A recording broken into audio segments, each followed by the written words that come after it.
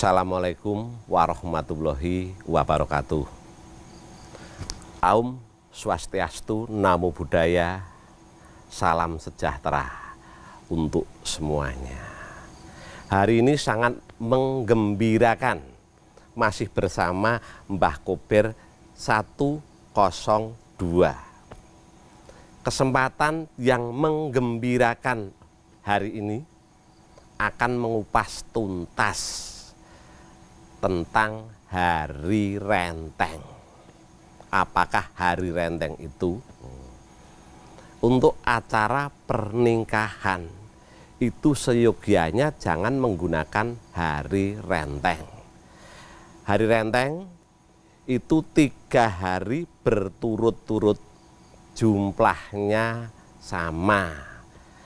Yang akan Mbah Kober 102 kupas dengan tuntas, Hari Renteng yang berjumlah 13, yaitu pada hari Jumat Pon, setuwage Minggu Kliwon, Jumat neptune 6, Pon neptune 7, jumlah 13. Setuwage Sabtu 9, Wage 4, jumlahnya 13. Minggu Kliwon, Minggu 5, Kliwon 8, jumlahnya 13. Inilah yang dinamakan Hari Renteng. Kenapa tidak boleh mengadakan pernikahan di Hari Renteng? Akan banyak menimbulkan masalah. Termasuk nilai 13 itu sendiri banyak misteri. Jarang sekali ada rumah penginapan yang ada nomor 13-nya. Bangku mobil dalam bus jarang sekali menemukan nomor 13. Ini ada sangkut pautnya dengan garis perjalanan hidup yang lahirnya Jumat Pon, jumlah 13. Mayoritas anak yang wetone Jumat Pon cilikane mesti penyakitan. Itu bisa sembuh, tumbuh dengan baik setelah 6 tahun ke atas. Kebanyakan sampai nama itu pun diganti, dipindah, yang dikira kabutan jeneng, kepanjangan nama. Meskipun nama diganti, tetap aja sang Jemaah Pon setuwage Minggu Kliwon cilikane penyakitan. Untuk lebih rinci, untuk mengetahui ini, simak di dalam video weton Jemaah Pon setuwage Minggu Kliwon. Kenapa acara pernikahan yang begitu sakral jangan dilakukan Jumat Pon setuwage Minggu Kliwon? Inilah Hari Renteng 13, 13, 13.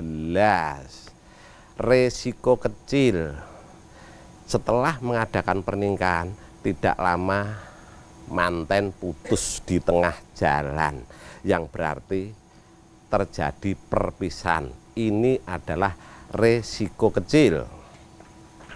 Resiko yang agak besar, sehabis mengadakan pernikahan, keluarga manten, bisa sang lelaki, bisa sang perempuan, itu nanti akan tidak ada dengan mendadak, tanpa gejala penyakit dari awal. Inilah resikonya. Ilmu yang saya kupas tuntas di sini, ini adalah peninggalan para leluhur. Kalau menanyakan ini di primbon apa, cetakan tahun berapa, ini tidak akan ditemukan di dalam buku primbon, karena ini ilmu yang dulunya tidak boleh ditulis. Maksudnya agar orang yang sinau, yang belajar ini lebih giat. Maka dari itu, untuk menyelamatkan ilmu, saya bikin video. Kebanyakan orang cuman ninggal ke dino naas, tapi yang dino renteng masih banyak yang memakai. Apakah ini cuman berlaku untuk Pulau Jawa, Mbah? Seyogianya Anda para pemirsa dan pendengar membuktikan dan meneliti. Ini sudah segudang penelitian selama 27 tahun saya riset tentang terjadinya hari renteng. Ini benar-benar tidak mengenakan. Lah masalah Anda tidak percaya, monggo, ini hak Anda. Tapi saya minta agar Anda semua bisa meneliti.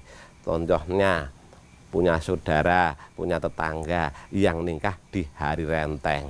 Akan terjadi apakah?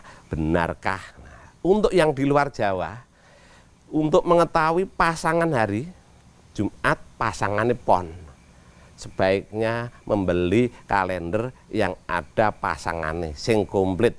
Soalnya ada kalender yang cuman Senin, Selasa, Rabu dan seterusnya. Pon wage kliwonnya tidak ada. Untuk melakukan penelitian, kalender Anda harus komplit. Risiko kecil habis nikah pisah. Risiko gede tidak lama kemudian keluarga ada yang tidak ada tanpa sebab. Yang namanya penyakit pasti ada obatnya. Yang namanya racun sudah dipastikan ada penawarnya. Penawarnya bagaimana? Penelitian dari para leluhur yang saya terima, si bapak orang tua calon mempelai laki ataupun perempuan seyogianya menyediakan kupat luar.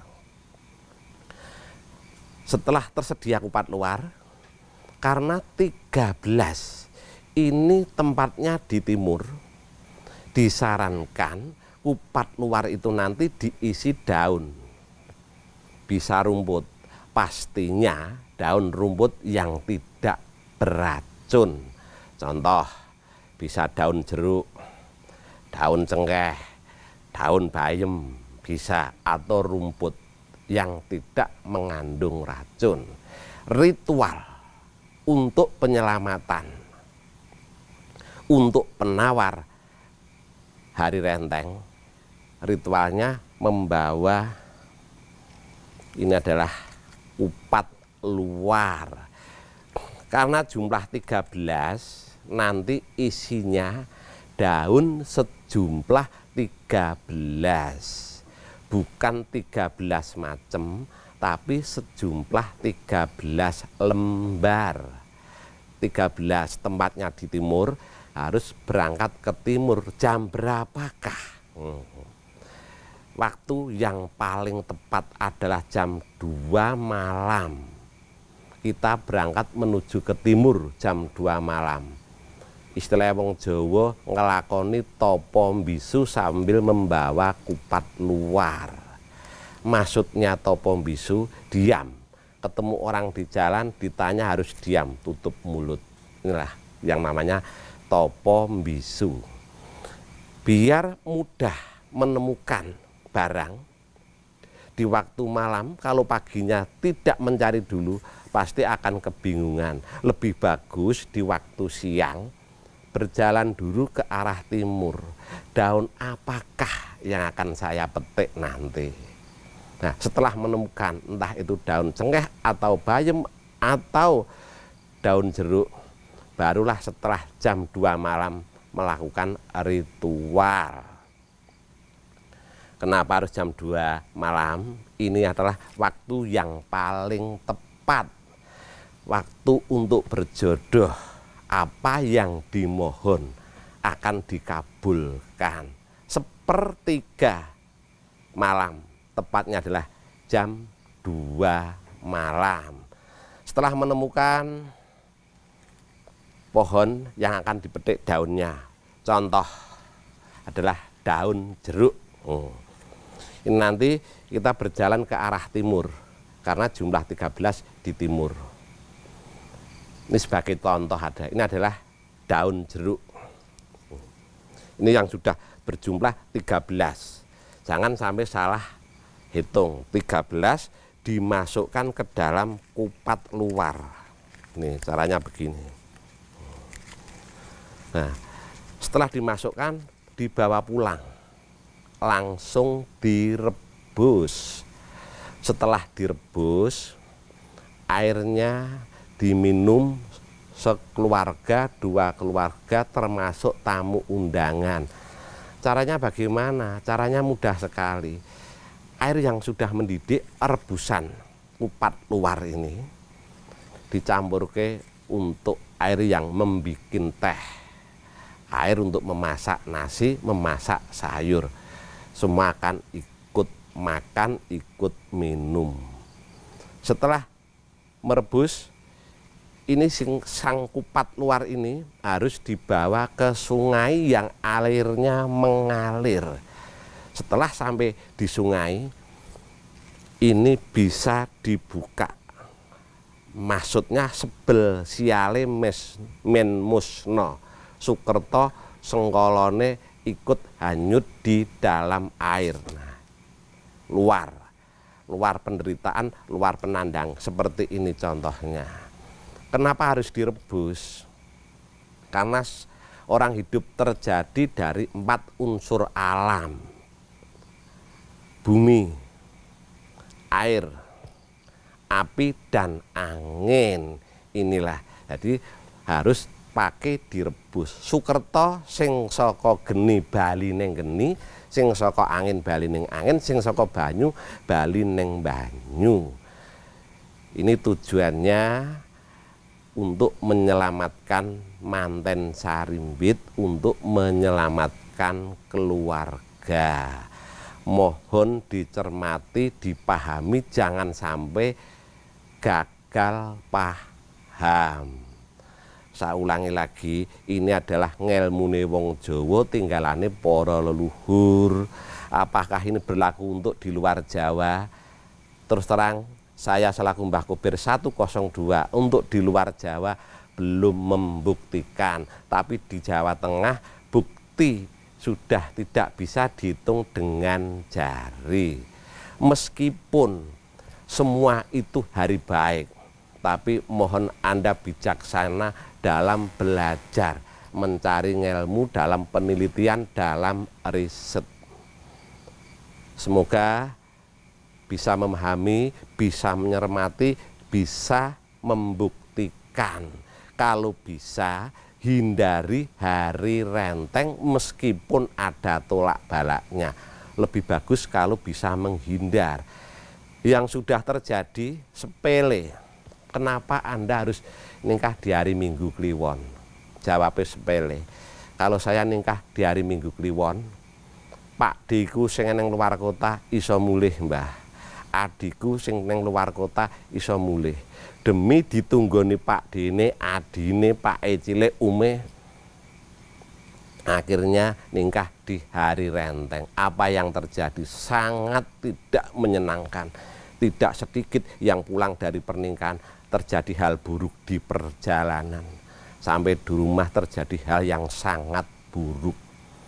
Lebih bagus hindari meskipun ada tolak balaknya. Jangan karena demi Pak D, Bude, Om yang di luar kota bisa datang ke pernikahan. Inilah wanti-wanti saran saya. Semoga Anda semua bisa memahami dan ikut membuktikan, ikut meneliti supaya semuanya hidup nyaman, adem, ayem, tentrem, sakinah, mawaddah, warahmah, nganten Sarimbit mempelai berdua bisa mengarungi rumah tangga sampai akhir hayat kakek-kakek dan nenek-nenek. Bila Anda kurang jelas, akan mengajukan banyak pertanyaan, monggo silahkan, terbuka dengan bebas lewat kolom komentar. Semuanya pasti terjawab. Jangan lupa tekan tombol lonceng, subscribe Mbah Kubir 102 untuk informasi yang selanjutnya. Wassalamualaikum warahmatullahi wabarakatuh. Rahayu, rahayu, rahayu sagung dumadi.